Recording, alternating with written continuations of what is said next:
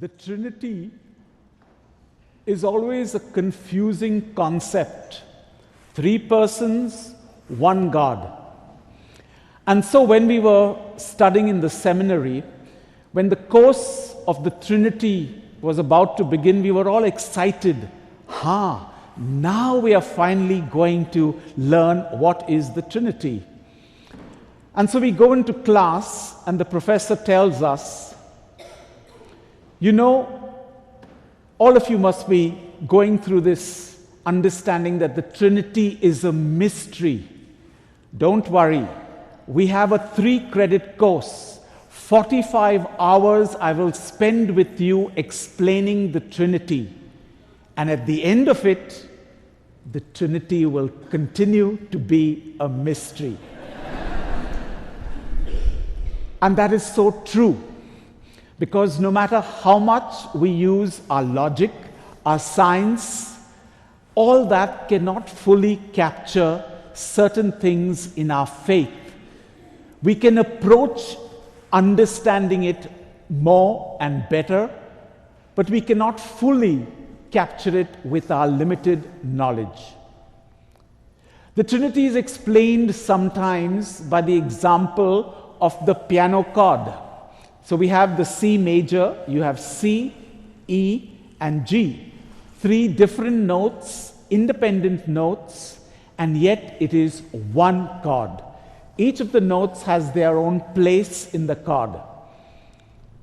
Another example given is that of the magnet.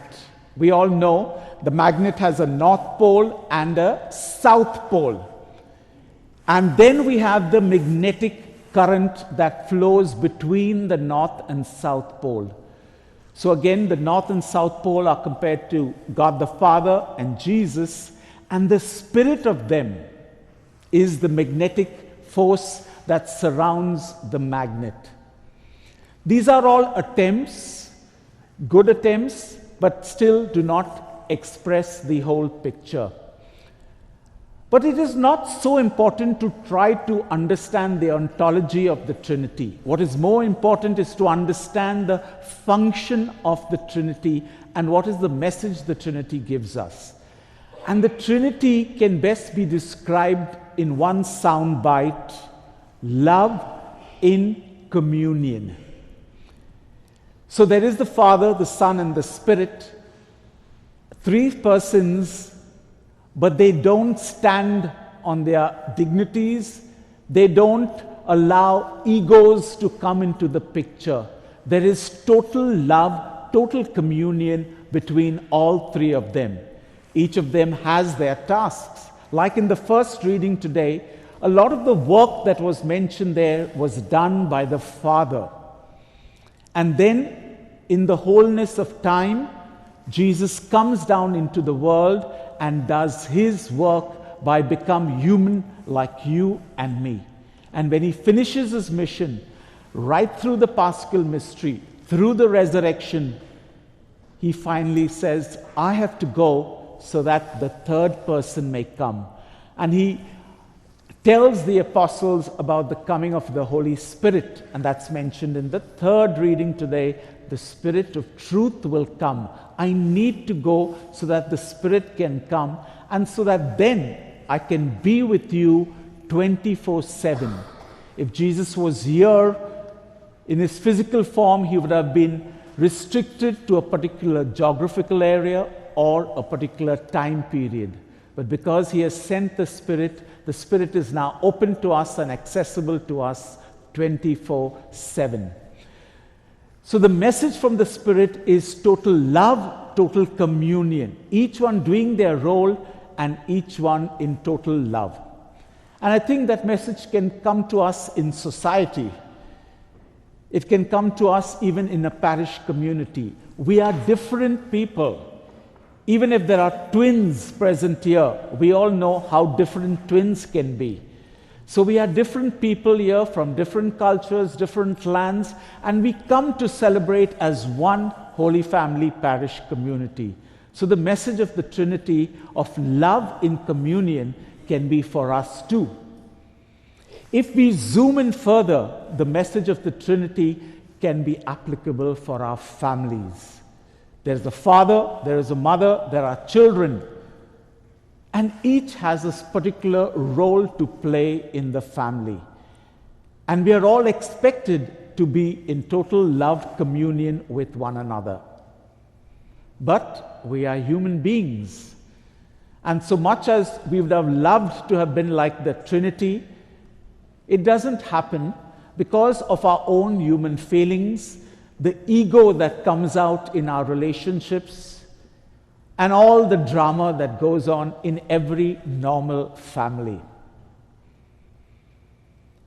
Today we are celebrating Father's Day. The father of a family has a very important role. And all of us sometimes have little mixed or difficult relationships with our father, for better or for worse. And maybe by sharing you one aspect of my vocation story, we can see how the father's role becomes so complicated in our lives. So I was there at the end of my graduation, about to graduate in another 6 months, and I suddenly thought, this thought came to me, join the Jesuits. And I was like, me? I have not been an altar server all my life, and why join the Jesuits?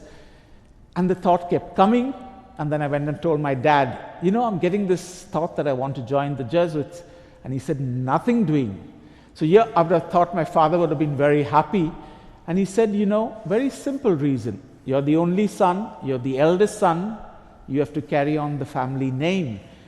I had 3 sisters after me, but they would take on their husband's name. And so that clash between my father and myself over joining the Jesuits, it reached a stage where he went to the provincial and said, if you take my son, I'm going to sue you, because he's the only son that I have. So finally the provincial, wise man that he was, said, okay, Roy, you're finishing your bachelor's, we have to think of something else. Then my father changed his tacks. His next argument was, today a bachelor's in science degree is worth nothing because there are so many people getting a bachelor's. You finish your master's and then I'll give you my blessings. Well, the provincial asked me to do my master's, and I finished my master's after 2 years, and I went to my dad and said, okay, Dad, can I have your blessings? In these 2 years, even the master's degree has become useless. You finish your PhD and then I'll give you my blessings. By then I was 21 and I could legally leave house without any permission. But I did feel sad that he was not there. The last few weeks at home, he went to our other place in Goa and he just sort of shut himself down. And while it was painful, I can still understand much later. At that time I was upset with him. The love that he had for me and wanting to keep me near him and maybe wanting the best for me also. And therefore, a father's love is always complicated. To just complete that story, 3 months later, I got my master's results. I got a first class, and that's the first time I got a mail from him with just 2 words, congratulations, Daddy, and he sent a cake to the novitiate where we were all studying. And for me, that was a moment of grace that now he has at least begun to accept.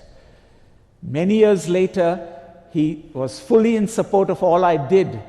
And at the age of 86, he traveled all the way from Mumbai to Boston College to attend my PhD graduation in a wheelchair. But that's a father's love. When we are young, we don't see it so clearly, and we are always fighting with him for all the permissions that he doesn't give. And later on, we realize how much a father loves us. And it's not the same as a mother's love. A mother's love is more open and more affectionate, but fathers do love us. So as we end today's homily with this mention of our father, for some of you, there may not have been a father in your life. As I said at the start, it could be a mother, it could be a teacher, it could be an uncle who has taken this place of a father figure in your life. And as I end with this song, thanking them for being the wind beneath our wings, If it wasn't for them, we wouldn't have been able to soar up into the skies and do what we are doing today. And so I invite you to keep that figure in your mind, whoever has been a father figure, and have this gratitude. Some of them may be alive, some of them may already have gone before us. And at the end of the hymn, let us keep silence and continue to pray for this father figure in our lives.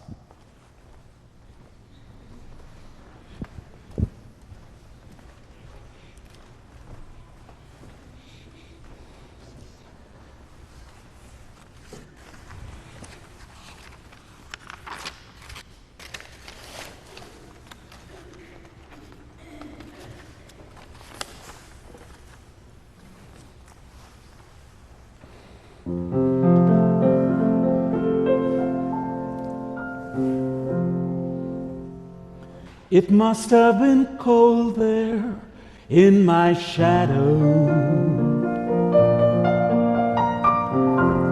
to never have sunlight on your face.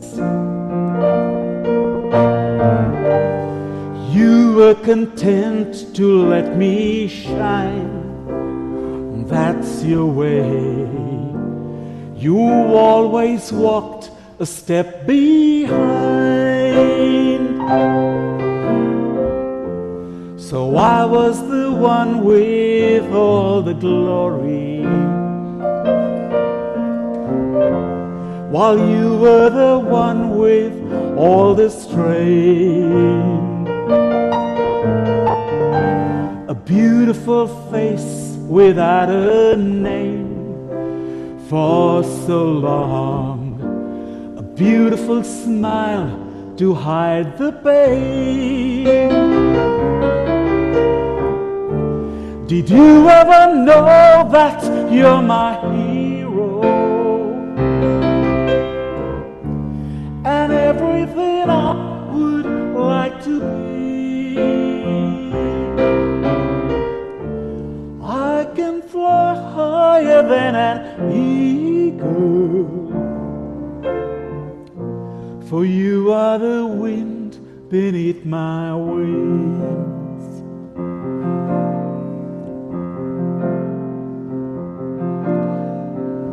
It might have appeared to go unnoticed,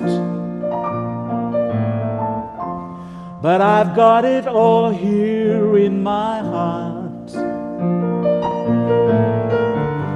I want you to know the truth. Of course I know it. I would be nothing without you. Did you ever know that you're my hero? You're everything I would rather be. I can fly higher than an eagle. You are the wind beneath my wings. You are the wind beneath my wings.